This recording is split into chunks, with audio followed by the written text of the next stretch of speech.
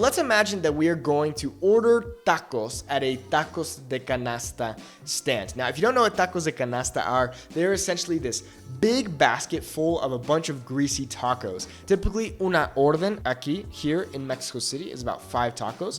Now, when someone says con todo, this literally means with everything. Hola. I'm Nate. I learned Spanish 9 years ago in high school, and nowadays, native Spanish speakers oftentimes confuse me to be Mexican. No joke. So today, I'm going to be teaching you how to order food in perfect Mexican Spanish. And before we get into the video, make sure that you hit the like button and also subscribe if you haven't already. And if you'd like to learn Spanish with me, you can go to my website at SpanishWithNate.com.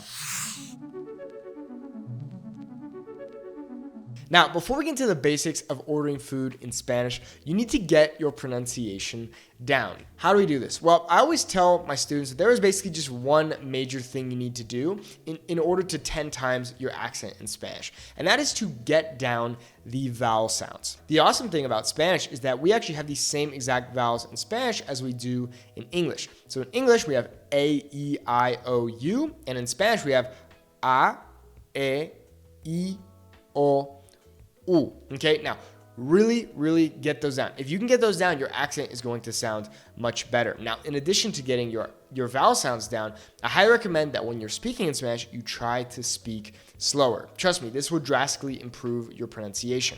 Okay, so one last thing real quick before we get into the basics of ordering. Spanish and English share what we call perfect cognates. So basically, there are many words in English and Spanish that are exactly the same or extremely identical. So for example, the word internet in English is the exact same as it is in Spanish. Internet. Okay, it's exactly the same. Now, I highly recommend you look up, perfect cognates, Spanish and English online, and you can practice your pronunciation using these perfect cognates. I mean, it's actually really amazing when you think about it. You, as a native English speaker, already know more than 1,000 words in Spanish. That's pretty cool. Okay, so let's imagine that we are going to order tacos at a tacos de canasta stand. Now, if you don't know what tacos de canasta are, they're essentially this big basket full of a bunch of greasy tacos. Now, here in Mexico City, which is where I live, tacos de canasta are extremely popular, and you see them on almost every street corner. So let's imagine we're gonna order some tacos from a tacos de canasta stand. We can approach the stand and we could say, Hola, buenos días. Or buenas tardes, or depending on nighttime, which tacos de canasta are typically morning and afternoon, we can say buenas noches. Okay, so when it comes to buenos días, buenas tardes, and buenas noches, of course, it just depends on the time of day. The kind of general rule I use in my own brain is buenos días is before 12, buenas tardes is after 12, and buenas noches is when the sun has set and it's currently dark. So we go up to the stand, we say, hola, buenas tardes, and the person says, buenas tardes, then we can say, ¿de qué tiene? ¿De qué tiene? Meaning, what do you have? ¿De qué tiene? Now, of course, this certain phrase is specific to ordering something like tacos de canasta, but it's extremely useful. So anytime you go to a restaurant or a food stand, whatever, you can say, ¿de qué tiene? What do you have? Now, if you happen to be vegetarian or vegan, you can say something like, ¿hay opciones vegetarianas or veganas? Are there any vegetarian or vegan options? Now, let's say, for example, you can't eat dairy or eggs or what have you. You can always ask the vendor or the restaurant that you're at, ¿qué llevan? So, for example, let's say you want to order some tamales, okay? You could say, ¿qué llevan los tamales? Oh, llevan masa, manteca, blah, blah, blah. Okay, so that's really important because, for example, if you're a vegetarian or vegan, many times, at least here in Mexico, food will have things like lard and things like that. So you have to look out for that. Okay, so we're still at our puesto de tacos de canasta, and we say, ¿a cuánto están los tacos? How much do the tacos cost? Or, ¿cuánto cuestan los tacos? The person or the vendor could say, ocho cada uno. Ocho cada uno. In this case, would be 8 pesos per taco. 8 pesos currently is probably about like just over 50 cents. So really cheap. Especially actually tacos de canasta. They're some of the cheapest tacos that you can get on the street. 8 pesos cada taco. All right, so we've said de que tiene. We've said que llevan. Hay opciones vegetarianas.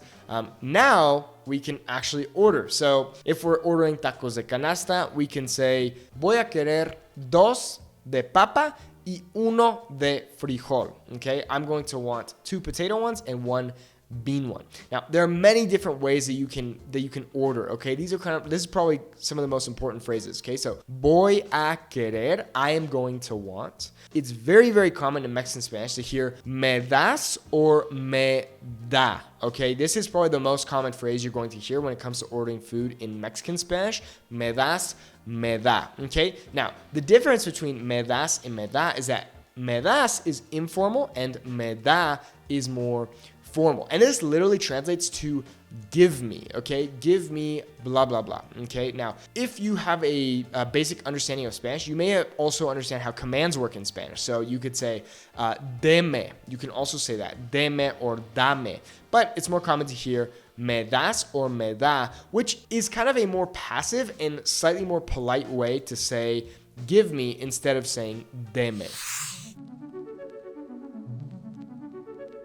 Now, at your tacos de canasta stand, they might say, okay, para aquí o para llevar. Para aquí o para llevar. For here or to go. This is very, very common in street food places and also in restaurants. You go to a restaurant, you say, hola, blah, blah, blah, blah, blah, yo quiero esto, esto, esto. And they're going to say, muy bien, para aquí o para llevar. For here or to go. Now, a little funny phrase that my girlfriend will say, especially when we're eating food in the street, is to say, para ir comiendo. So literally trying to go eating. So basically to be able to eat while you're walking, essentially. Para ir comiendo. And it's basically to go, but slightly easier so that you can eat it. It's kind of a funny phrase, but an interesting one to know. Now, when it comes to tacos de canasta, in this particular example, they're very simple. They're just regular tacos, and then oftentimes at these stands, they'll have things of salsa or chiles. But let's say you're at a normal taco stand. They have different kinds of tacos, de pastor, suadero, whatever.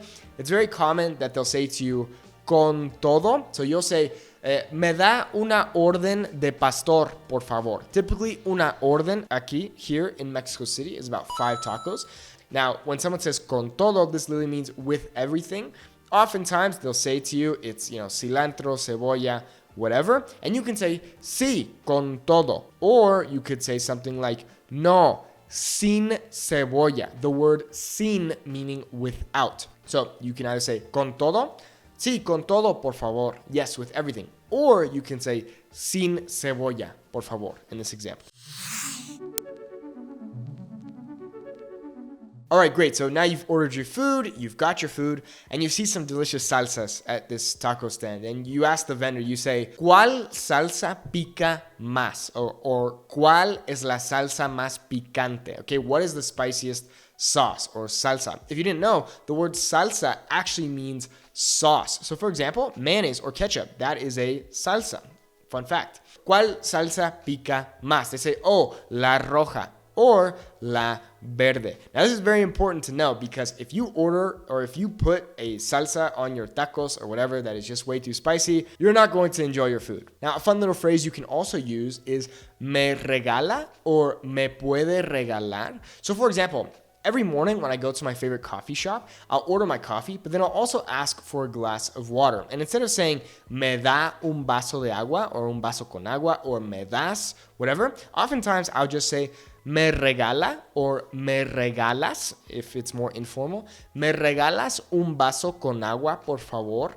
Literally translating to, will you gift me? Okay, so if you want water, napkins, whatever, you can use the phrase me regala or me regalas. You can also say, me puede regalar or me puedes regalar. Can you give me? Blah, blah, blah. Okay, so you've ordered your tacos, you've eaten them, and now you need to pay. So you say to the vendor, you say, ¿cuánto te debo? Or, ¿cuánto le debo? How much do I owe you? ¿Cuánto le debo? ¿Cuántos fueron? How many did you get, basically? ¿Cuántos fueron? Fueron 2 de papa y 1 de frijol. Muy bien, son 24 pesos, or whatever. Now, you can also say something like, ¿cuánto cuesta? For example. ¿Cuánto cuesta? Oh, 24. Okay, muy bien. Personally, I most often say, ¿cuánto le debo? It's kind of my favorite little phrase. Muchas gracias. ¿Cuánto le debo? Van a ser, bla, bla, bla. Son 24 pesos. Now, when ordering food from street food vendors, you almost always pay in cash. And I actually don't think I've ever seen a street food vendor that accepts card. But if you're at a restaurant and they also accept card, then oftentimes when you go to pay the bill, they'll ask you con terminal o efectivo. So with terminal or cash.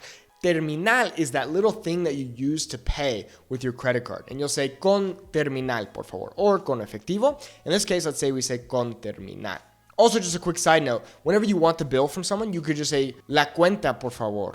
That's what I always say. If I'm at a restaurant, la cuenta, por favor. Sí, joven, whatever. Okay, so we're paying with terminal. Oftentimes they'll ask you, ¿quiere agregar propina or quiere agregar servicio? Basically saying, do you want to add a tip? Okay, because here in Mexico, tipping is still a thing. So you go to a restaurant and typically tipping here is anywhere from 10 to 15%, 20% if you're feeling generous, but 10 to 15% is the standard. So you can say, sí, 10 por favor, or con 10 or con 15 por favor.